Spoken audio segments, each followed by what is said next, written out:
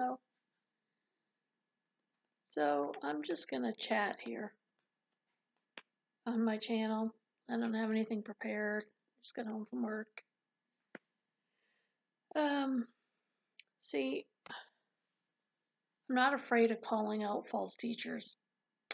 Sorry, I mean, I'm really not afraid. I've been doing it for a long time. I'm not afraid. No matter how many videos, posts you do, I'm not afraid of it. I see it as pretty black and white. So I don't even know where to start, but I'm not a public speaker. I'm not fluent in my discussion. I'm just me, just a little old me. So this is about Philia Ministries, and specifically the female part of it that runs it. I haven't gotten a lot of, well, forget that. Anyway, Lee, you know who you are. I would love to start out by saying that I joined the Sisterhood back in, I guess it was July or August, because I really liked some of the things that you had to say on your videos. I didn't like all of them because I'm not so much a conspiracy theorist. I'm not saying that I don't think that there isn't some really weird things going on, and I've done a lot of studies of the end time, but a lot of them I hold from an arm's length. I just do. I guess in my 49 years, I just turned 49. Yeah. It's like Y2K. That was all a big hubbub. People were stockpiling and nothing happened. I guess I've been through enough. So Y2K was 18 years ago. And I was working, actually assisting deliveries of babies. And the only thing that ever I had to work that night. The only thing that ever happened was the babies who were just born in the computer system were ended up being 99 years old or something like that. It was really weird. But other than that, nothing happened. But everyone before then and the months up until then were doing a lot of stockpiling, and some of my own family was doing it too. So I've just like I said, from an arm's length conspiracy theories. So some of your videos, I'm like, but a lot of them are good. And so I joined the Sisterhood, wanting, you might think or perceive or think that I joined to give you a hard time, but actually didn't. Actually was happy to be there at first, and so happy that I invited a friend, Facebook friend who I've known for years online, to come. But within weeks, I had to tell her something's not good. It was within a few weeks. So, and you know very well that I initially approached things gently. You like to say that you feel a spirit or whatever. That just cracks me up. Spirit of contention, and I don't even know. But initially, and it wasn't you, like there was other people that were saying things, and I've got good knowledge of things. I know when I know that there's things that I don't have knowledge about, so I don't comment on them. New Age being one of them. I mean, I did a few brief studies in it as part of studying cults and world religions, but not enough to carry on a discussion. So I never commented on those because I only comment on what I know, which is a smart thing to do. But I just remember the first time that you said something that was in error and really in error, and I've posted it on my own Facebook, and it was about um, not calling um, the leaders of the church pastor, and you said that Jesus said not to do it, and I corrected you very gently,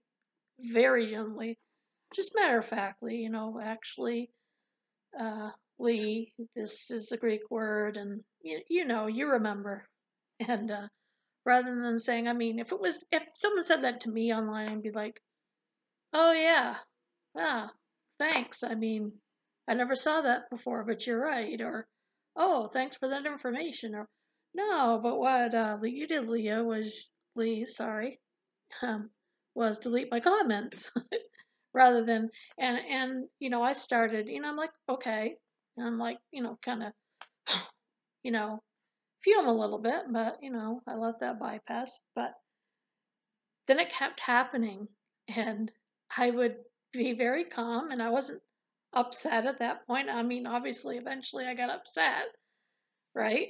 And we all know that. And but it kept happening. Like 50% of my comments kept being deleted all the time because they were proving you wrong, and they weren't in a harsh manner.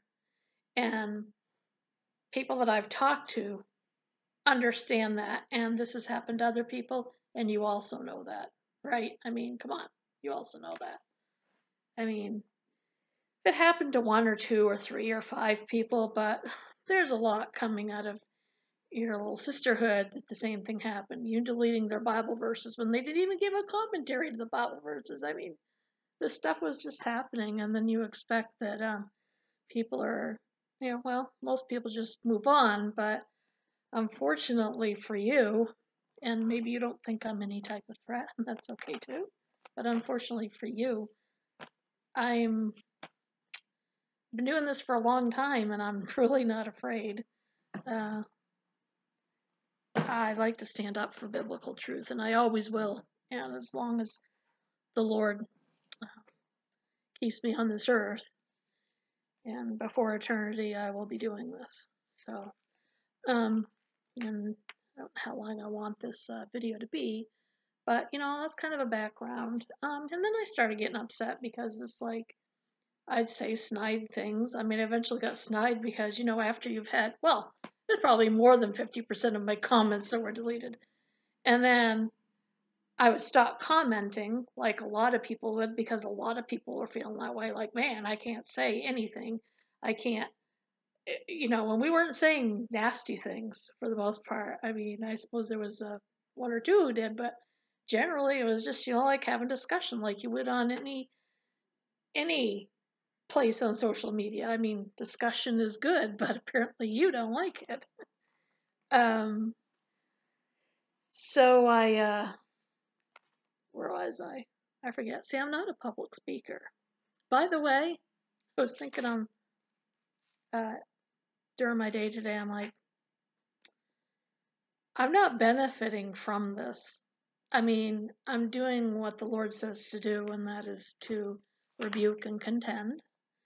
But I don't get anything from this. I don't have a social media account. I don't ever plan on making money on this. And I know you have a ministry and, you do give good things away and stuff like that. But I really don't.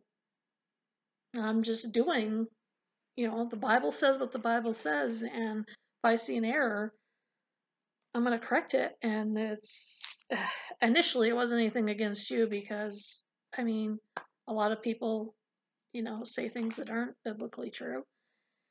But then it did get to the point like, you just happened to have had someone like me who was on your sisterhood page that doesn't shut up, even though you kicked me off. By the way, for no reason other than I don't even know the reason other than you think I'm. I can't remember what it was that you said. But anyway, you think my approach is unkind. Well, Initially, it wasn't. I got frustrated. I'll admit that. But I was never nasty.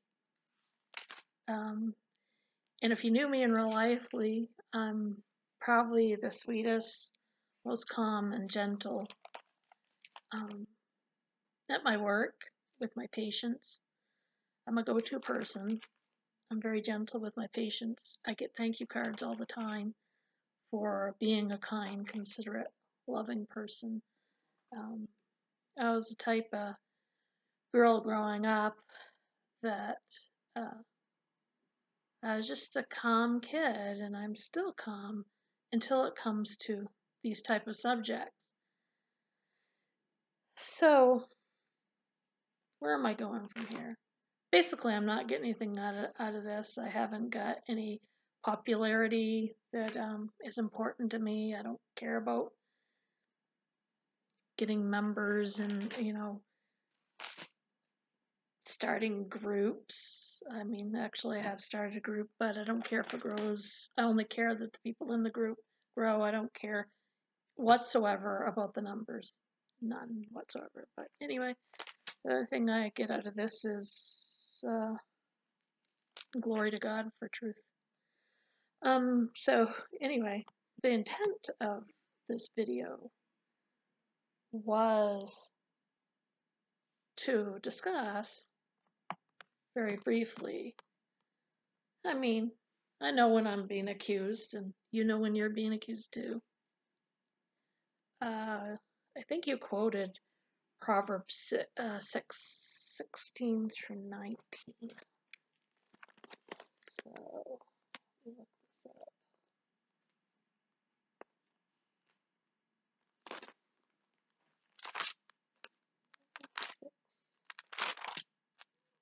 Proverbs 19.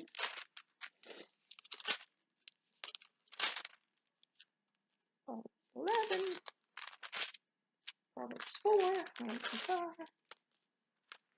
Proverbs 6, 16 through 19. And me being 49, I have to actually do this because eyesight changes. There are 6 things which the Lord hates. Yes, 7 which are an abomination to him: haughty eyes, a lying tongue, and hands that shed innocent blood, a heart that devises wicked plans, feet that run rapidly to evil, a false witness who utters lies, and one who spreads strife among the brothers. Okay, so now anything that I've said actually hasn't been a lie. Slander is telling a lie about someone and knowing it's a lie and telling it anyway, and I've never done that with you. And the discord actually started with you. I mean, you know very well that people have been leaving your sisterhood right and left because of it. Because what you allow is for Torah observers to basically say what they want. Anyone who's not in your little club can't say anything. And, and the fact that you would delete comments and all the things that you do, and you know what you do on that group, that's really no secret, you may not want to admit it, is very divisive. And people are going to react to that. You like to set up an environment of frustration, and you're the one setting up that environment. And then when people get frustrated, you point the finger at them instead of how you're doing things. And I think there was every reason to get frustrated. And anyone who's watching this, who's been on the side of having comments deleted and basically silenced, knows what I'm talking about. So it's not slander, because the only thing that I've said that you may not agree with that you think is a lie is that you're a cult, But you have spoken against the NAR movement and the prosperity gospel movement, and you've given specific names that you've spoken out against, and which I agree with you, they should be rebuked. So, I mean, I'm sure you don't consider that slander or lying. You would consider it contending for the faith because it's you and you perceive yourself as correct. You think I'm slandering you. I'm not lying about you. I'm not lying about my experience in the sisterhood.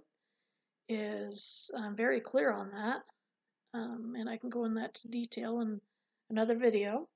And let's see, on gossip, well, here's the thing.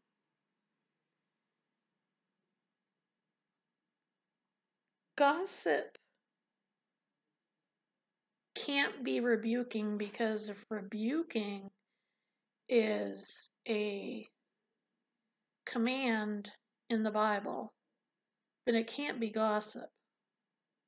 Otherwise, you can't ever rebuke anyone or speak out someone's name in rebuke. I probably would have been more vocal publicly sooner, but I was actually trying to help people who are confused. I mean, people want to obey the Torah, and they're all set in their mind that that's what they want to do, then that's what they want to do. I've learned that you can't change the mind of someone who's committed to a false belief, but you can help those who are on the fence, and you can help people to not get caught up in those things, and that's what I do. So now I'm more vocal because you kicked me off, and vocal publicly. I was vocal privately before, but that's the intent was the right intent, because I didn't want to get kicked out at that point, because I wanted to help people. And by the way, I'm not bitter against getting kicked out. I mean, it probably seems that way, and I know your little flock that came to my page thought that. The only thing that bothers me about getting kicked out is because the manner in which you run that thing, and you have all the marks of a cult. So what angers me about getting booted, or what upsets me, is because it's a form of control to the other members, that if you speak out at all, or say the wrong thing, or breathe wrong, you'll get kicked out too. That's what bothers me about it, is that it controls people more. I don't care that I got kicked out personally, but that's the only reason that I'm upset about it, is because it's not fair to everybody else who now is afraid to say boo. That's what upsets me. And anyway, rebuke is biblical. And, 2 Timothy 4:2, preach the word, be ready in and out of season, reprove, rebuke, and exhort with complete patience and teaching. Now, the Greek for rebuke is pretty, it's not all fluffy. Properly, to convince with solid, compelling evidence, especially to expose, prove wrong, to convict, refute, confute, generally with excess suggestion of the shame of the person convicted, by word to reprehend, severely chide, admonish, reprove, contextually to call to an account, to show one his fault, demand an explanation. And that's what I'm doing, is I am, you can say, and 119 can say, and For Life can say, and what's the name of the other ones? Anyway, you can all say that, but you know, you're all not willing to even remotely have a dialogue. And I'm challenging you right now, Lee, that I would do a online public debate with you. I am challenging you right now. Now I know you guys like to come up with that verse, to not how does it go? To not argue endlessly about genealogies and laws and all that. And yes, there is that verse. However, there's also you gotta figure out what that means in context, because obviously Peter and Paul had discussions and they had debates about these things. So if someone's teaching something falsely, it's okay to dialogue and debate and come to a conclusion. And so anyway, I know you won't take me up on it, but in the meantime, every teaching that I see of yours, if it's not biblical, I will rebuke it, and I will not stop doing it. I'm pretty clear on that. I'll see how long. My video is like 21 minutes long, and it's pretty long. Yeah, I don't know what else to say. I didn't prepare for this, but I would do a debate with you or any of you. Get our Bibles out and let's come to the conclusion of the matter. But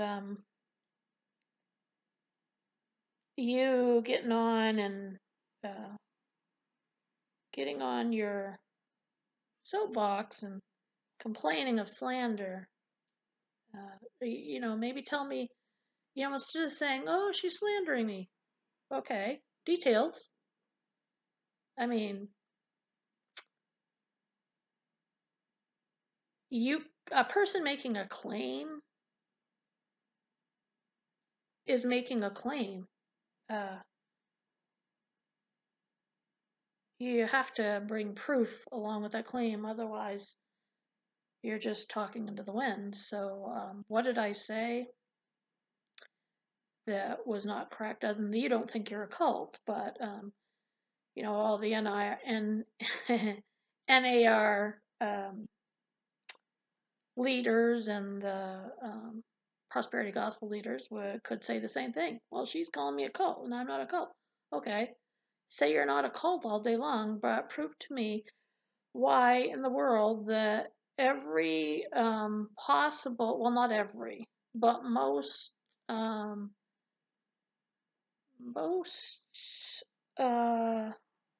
descriptions of a cult, you have those. You love bomb those you want to be,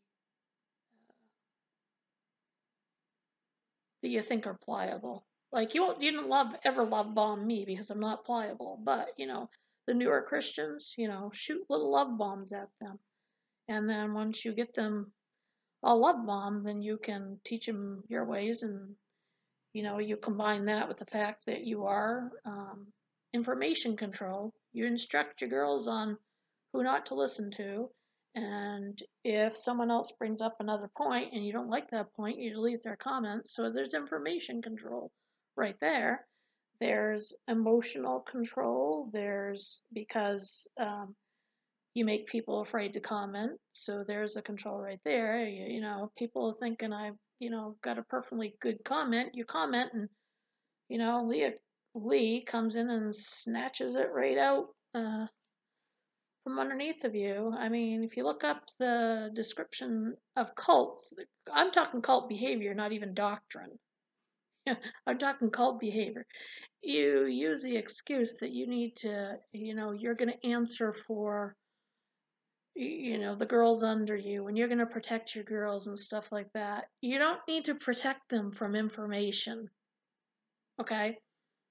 You can still teach those girls what you believe, and have them be able to decide it out for themselves without information control. Information is not a bad thing. You know, you're also worried about them getting any other type of viewpoint. And that's cult behavior. I don't have in front of me all the marks of a cult as far as the behavior. Well, maybe I'll pull it up. I think you hold on about 2 seconds. I'll see if I can find it. Who knows? You probably read it on my page already, but um, how far down do I need to go?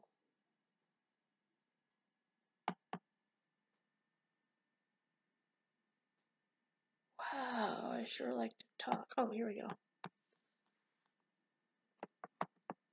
I'm still in my scrubs from work. All right. So the first mark of a cult, submission, complete, almost unquestioned trust in the leadership.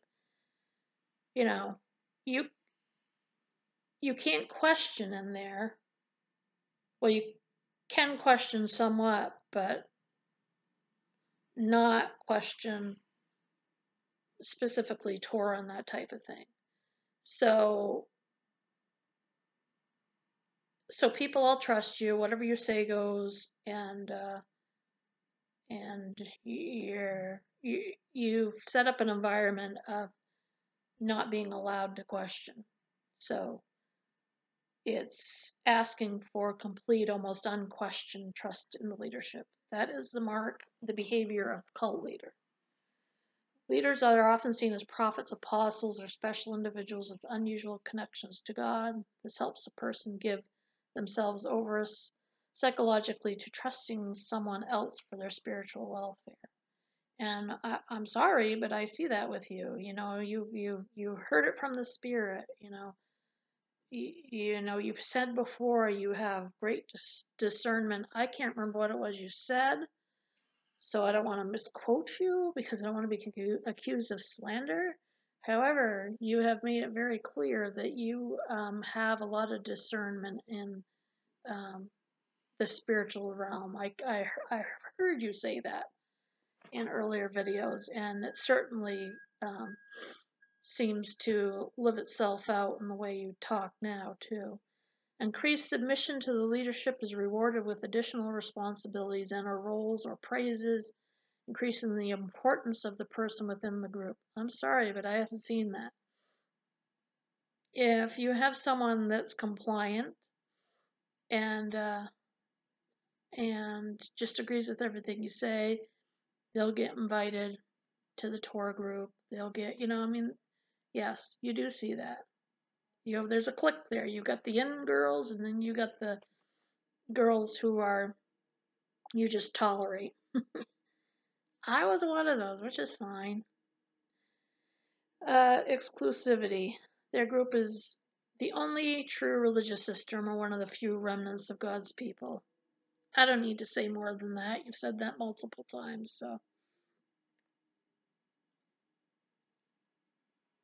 Oh, the next one, persecution complex, us against them mentality. Therefore, when someone, inside or outside of the group, corrects the group in doctrine and or behavior, is interpreted as persecution, which then is interpreted as validation. And I've seen you say that before too, that if someone corrects you and then you can perceive it as someone being mean to you, then that validates that you're being persecuted. And if you're being persecuted, then that means you're the remnant that's going to be persecuted. It's just a circular reasoning. Control of members' actions and thinking through repeated indoctrination and or threats of loss of salvation or a place to live or receiving curses from God. Some of that is true of you. It really is. You say Torah doesn't say, but then again, you like double speak. Like you say Torah,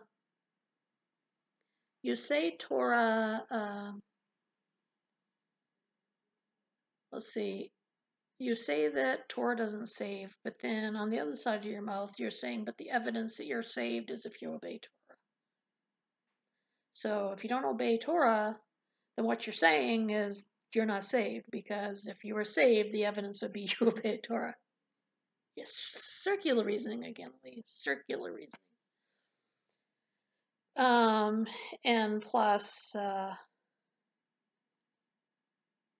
control of members' actions. I can remember one time when you rebuked a sister for having short hair, and that means she needed to wear oh dear, that she needed to wear a veil all the time because she had short hair. I'm sorry, Lee, but I would have corrected you a long time ago, but you don't like correction. But okay, that verse where it says shorn, okay, look it up in the Greek, okay, honey, because when you're looking at the language, you have to look and see what that meant in other places, even outside the Bible. But in this case, it's because language is language. It has a meaning. We all know this. But if you look inside the Bible, there's only two other places that Greek word is used, and I can't remember the Greek word. I don't have it in front of me. But the two other places that it's used, one of them means to a sheep shorn, and you don't trim a sheep. You shear it down. I don't know much about sheep, but I do know that you shear it down. It's like you take all the hair. And the other place it was used was in reference to Paul and shorning his hair, meaning shaving it completely off for the Nazarite vow. That's the only other two places it's used. So when it says to not have shorn hair, it means to have it shaved off, okay, dear? It doesn't mean that you can't cut it like mine, okay? Mine a year ago was down to my butt, okay? But I don't need to wear a veil, okay? That's a bunch of malarkey, and you're putting women under legalism, and you're telling members how to dress and how to act and all this stuff. And I mean, some of that in and of itself is not bad, except for, unfortunately, you have most of these characteristics within your group. The next one, isolation, minimizing contact of church members with those outside the group. This facilitates a further control over the thinking and practices of the members by the leadership. I mean, you have a tiny bit of like you don't like people to, join certain groups or watch certain videos, or you don't prefer that they go to a church. There's a little bit of that. I wouldn't say there's a lot, but I mean, you got a lot of the characteristics aside from your doctrine, which is um, we'll continue working on that. Love bombing, showing great attention and love to a person in the group by others in the group to help transfer emotional dependence to the group. You do this so much, you may not realize it. This video is long, so I'm not going to go into detail. Special knowledge. Instructions and/or knowledge are sometimes said to be received by leaders from God. This leader then informs the members. I think that's true with you, and I've seen that with some of your mods, that they have some sort of epiphany from God, and I'm not saying God doesn't speak, but special knowledge, you need to be wary of that. The special knowledge can be received through visions, dreams, or new interpretations of sacred scriptures such as the Bible.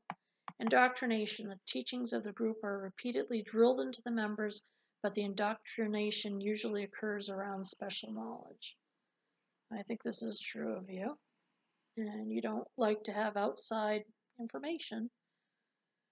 Salvation from the judgment of God is maintained through association and/or submission within the group, its authority, and its special knowledge. That's true. You probably don't see it. Groupthink. The group's coherence is maintained by the observance to policies handed down from those in authority. Maybe, maybe not. There is an internal enforcement of policies by members who reward proper behavior, and those who perform properly are rewarded with further inclusion and acceptance by the group. I think that's true. And those who don't have the proper behavior, like me, just get silenced and then eventually kicked out, you know. For seriously, girl, nothing. I mean, just telling people at work about what happened throughout the few months and why I get kicked out. And they seriously went, I mean, I admin a Muslim Christian debate on Facebook that has 129,000 members. And for the thing that I did, I wouldn't kick anybody off. I mean, we kick Muslims off or Christians. I've actually kicked off a few Christians for um, really foul language, which I can't imagine a Christian doing that. Foul language or threats or really bad insults. Um, really bad insults. But other than that, we like dialogue. Come, let's talk. But no, not you. You don't want to talk. You just want everyone to think like you do. And you say that you don't, but you really do. The next one, cognitive dissonance. Um, yeah, you have this. Avoid of critical thinking and or maintaining logically impossible beliefs and or beliefs that are inconsistent with other beliefs held by the group. You avoid any type of critical thinking, any information that goes against your preconceived notions. You don't want to hear it, and that's really unfortunate because no one should be scared of knowledge. You should hear both sides, and you should allow people to hear both sides, but you don't. So, I mean, it's your group. But you can run your group the way you want to, but I can still also call your group a cult and call you a cult leader. The other part of cognitive dissonance, avoidance of and or denial of any facts that might contradict the group's belief system. Yes. Shunning. Those who do not keep in step with group policies are shunned and or expelled. Well, I understand that there's group policies, and this is the way you want your group.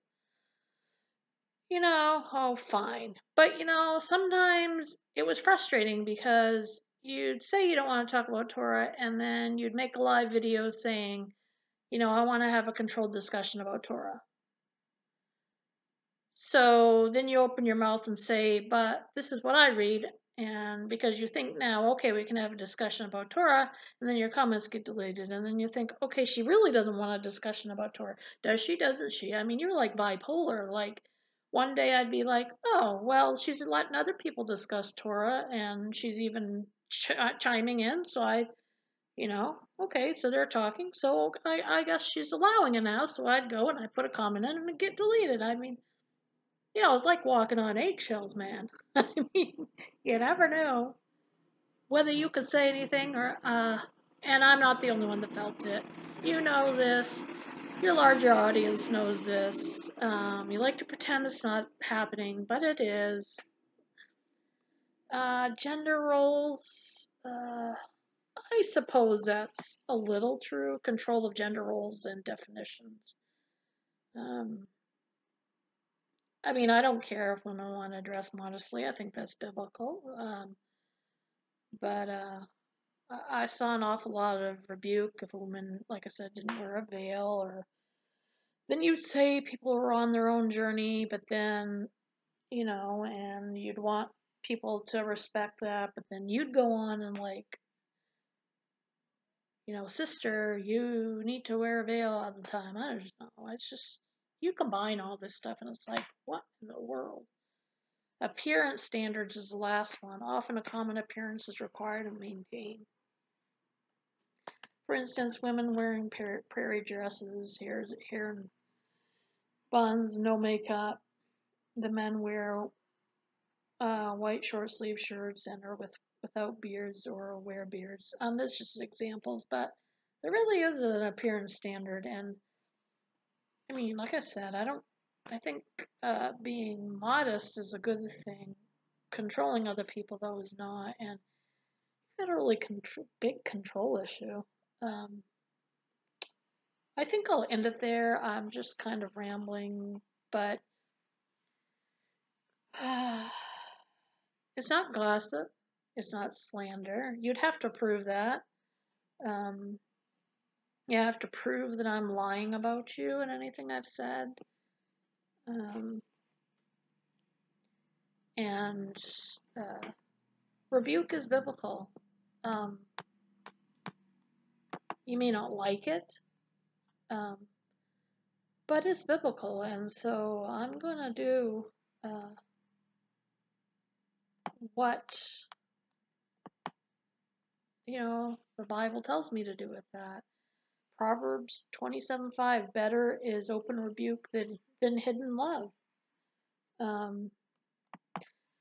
I love you at Lee as an image bearer of the Lord God Almighty, and I want you to come to a knowledge of the truth. But I don't love your approach, and I don't love your false doctrine, and I'm going to speak against it. I mean, don't think that you're going to shut me up by being upset about it and going on a rant about it. It's not going to change anything. I mean, you can if you want, but you're wasting your energy. um, as for those who persist in sin, rebuke them in the presence of all, so that the rest may stand in fear.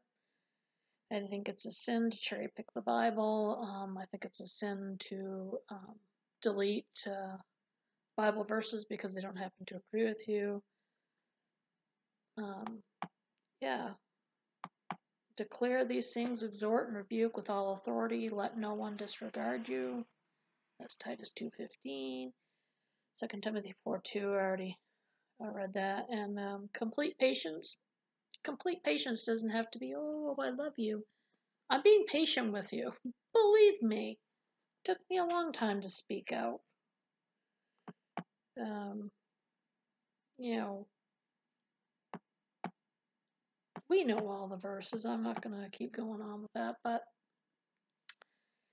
yeah, anyway, I'll decide whether I want to keep this video after watching it.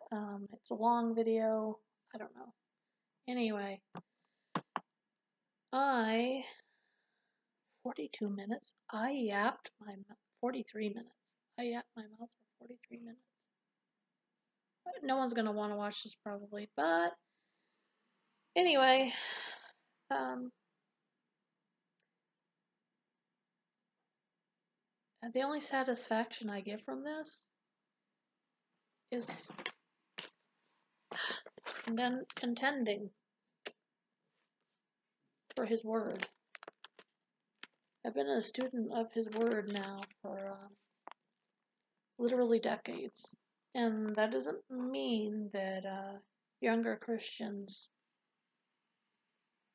cannot be taught by the Holy Spirit. But it does mean that, you read in Titus, Lee, about younger women listening to the older, and I think I am about 15 years your senior. And that doesn't mean I know everything, and you don't know everything either. By the way, you've said several times on your YouTube videos that you will apologize if you have said anything in error. And you know you have. I've corrected you on things. And instead of publicly saying I was wrong about such and such, there was a few things, but the one that sticks out in my mind that can't be up to interpretation is the whole you shouldn't call men pastors, and that you were wrong. So say you're wrong and move on. And I'm sure if we didn't have any interactions with doctrine and you were my patient at work, that you'd probably like me because 99.99999% of my patients love me, and my co-workers do. Um,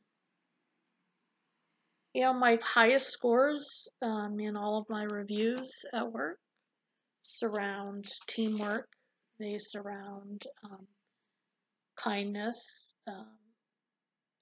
Those were all not exceeds expectations. They were actually step up above that to, I think the highest you could get was outstanding, and that's where I rate in all of those areas of interacting with other people, and my kindness and my generosity.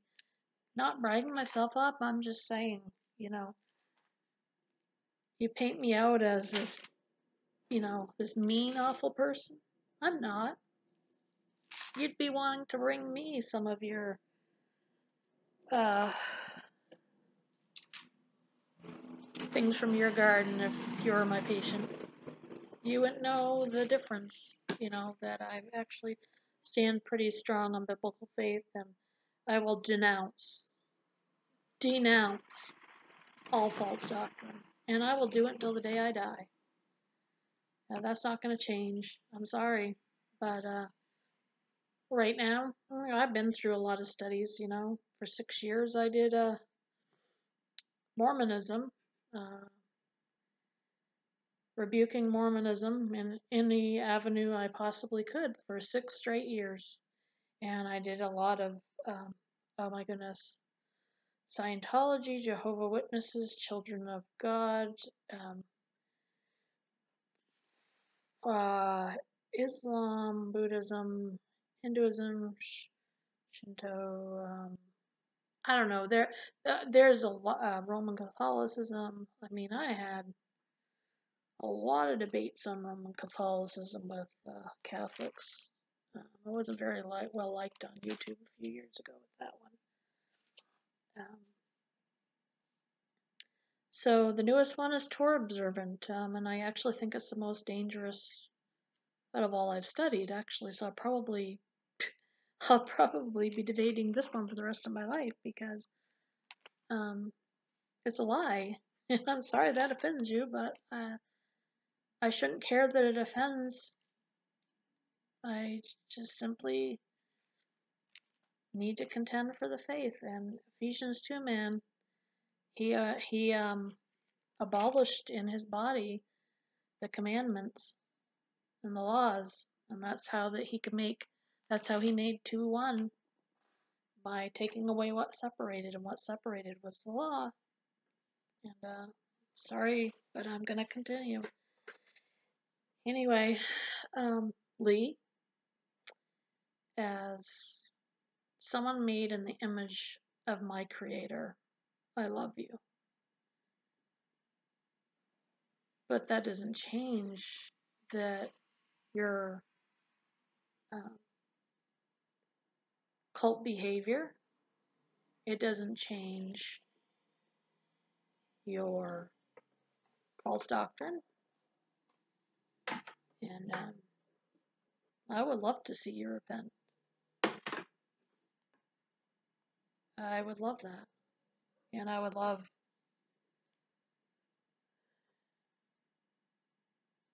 guess that's it. Anyway, and to anyone else that viewed, and I love you too. And um, to those who know that we're not under Moses' law and you want to give it a thumbs up. By the way, yes, yeah, the Bible does say it was Moses' law, even though it was from God. I mean, we know that. But the term Mosaic law is scriptural. I mean, it doesn't say Mosaic, but it does say the law of Moses several times. But anyway, I think that's about it. Anyway, love you, and I'm gonna get going. All right, bye.